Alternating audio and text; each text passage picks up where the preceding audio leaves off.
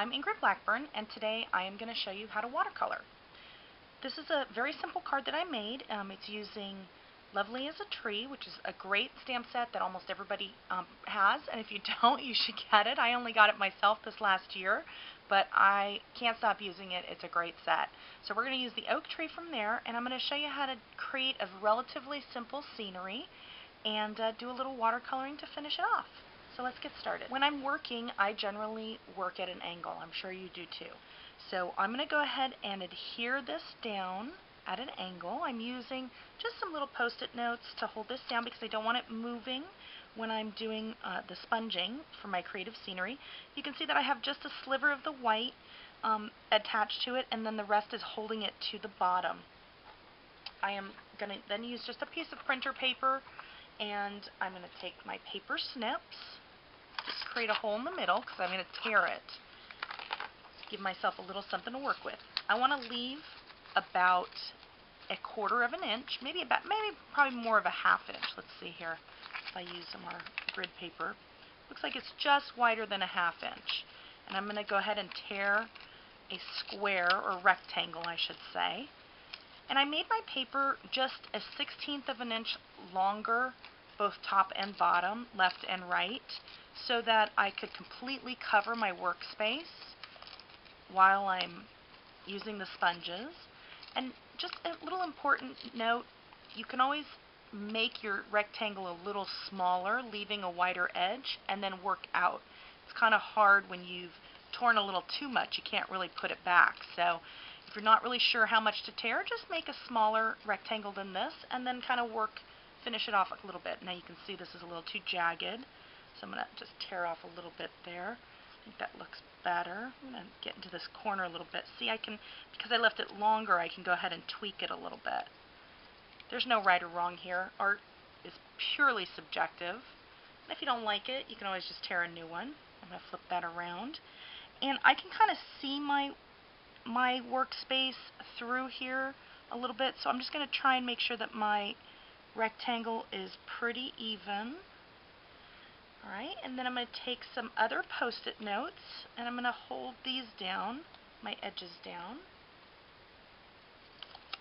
so that they don't move when I'm doing my creative sponging for my scenery.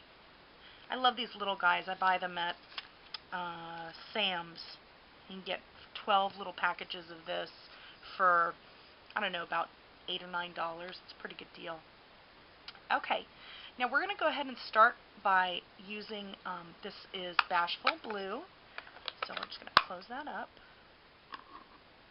And then here we have a great little tip for you. This is one of my creative tips. I first off cut my sponges. It comes in a circle, and I cut them into 1/6 or 1/8. If I cut them into 1/8, then they're this thin. This is what a 1/6 looks like. And it just makes my sponges go a little bit longer, and I dedicate a particular sponge to a color, so I just use one of my punches to create a little handle, and in the color of the cardstock, so that it matches, I staple that to there, and it gives me a little handle to work with. So I'm going to start with my sky first, and I'm going to get a piece of scrap paper. Normally I'm working on my grid paper, but for video surfaces I wanted you to have a nice black background. So I'm just going to kind of tap that off so that I don't get the really strong color immediately. And just with a small rotating circle, go ahead and fill this in. I'm going to create probably 2/3 sky and 1/3 ground.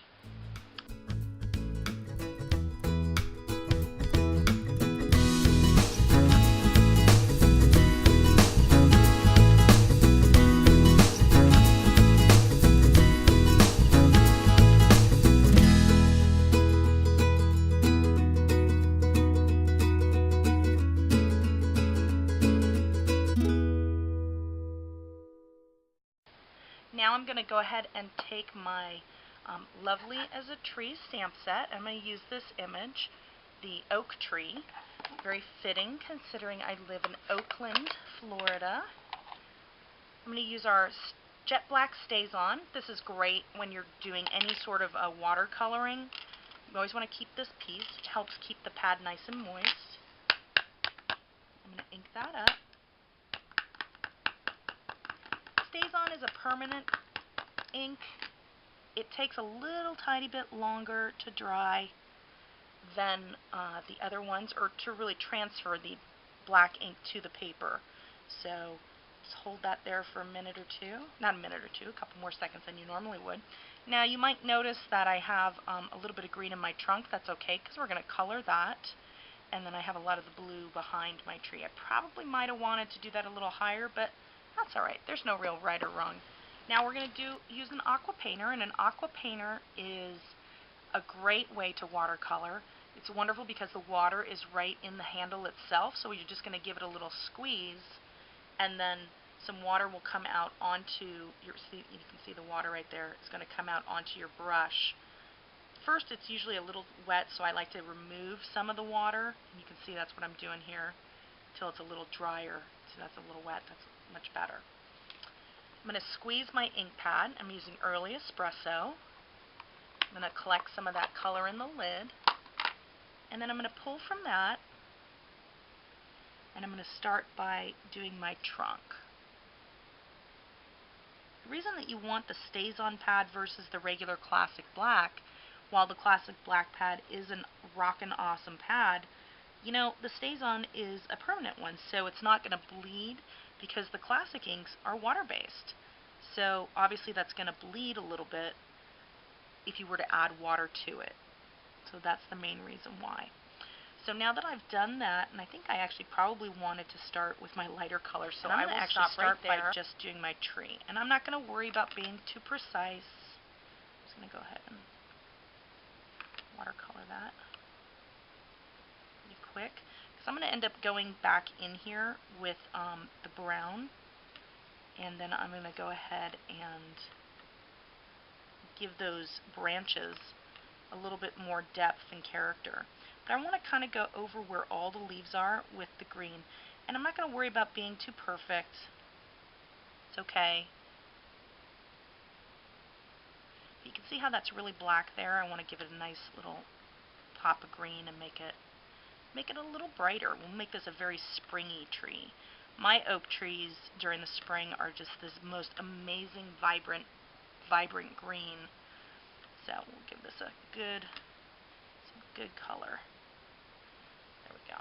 And it's okay if it has some lighter and darker shades. So now I'm going to go ahead and just add a little bit of brown throughout the tree, even where there's a little bit of green, because you do see a lot of the branches. And so wherever I can see a branch in my drawing here of my tree, I'm just going to add a little bit of brown to it. And that's going to kind of make it look a little more realistic. It doesn't have to be all green up there. Now I went ahead and did a lot of watercoloring at first with my trunk. So I'm going to now come in and I'm going to do a little bit of extra shading. I'm going to go over on the edges, and I'll probably pull some color each time that I do this so that it's nice and dark. And everywhere where there's a little detail in this image, a little line, I'm just going to add a little bit to my tree so that I have some real nice character in my composition. Maybe a little right there. Alright, I think that's done, so let me go ahead and put that away, and I can show you exactly what this will look like. Pretty cool, huh?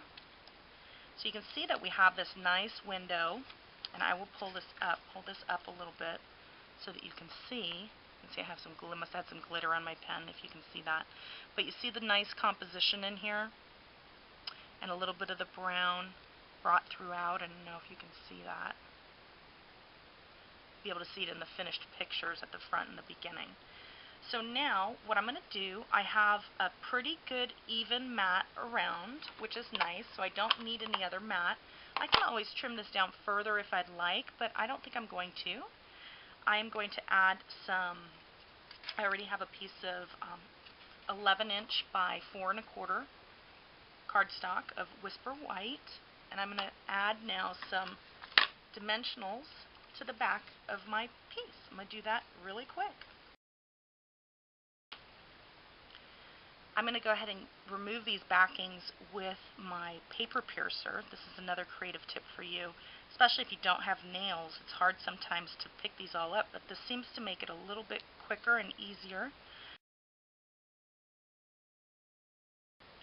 I do like to add at least one in each corner. I will put two in the middle of the big one and see how these are a little bit more in. That's just going to help keep this elevated on the card. So I'm going to go ahead and place that down first. It's almost like a little piece of artwork, matted white on white. I love that look. I'm going to add a little saying here. So I take our early espresso again, and I have the stamp set Made for You, which has these three great sayings. Thank you stamp, and just pop that saying right in the corner. And this is going to be my thank you card for anybody who places an order with me this last month. They're going to get this card. I love this card. It's quick, it's easy, it's simple. You learned a little bit of masking, which is what we did to create the mat, and a little bit of creative scenery there, and a really cool tree. I hope you had fun. Thanks for stamping with me today, and I look forward to seeing you again. Have a great one. Bye.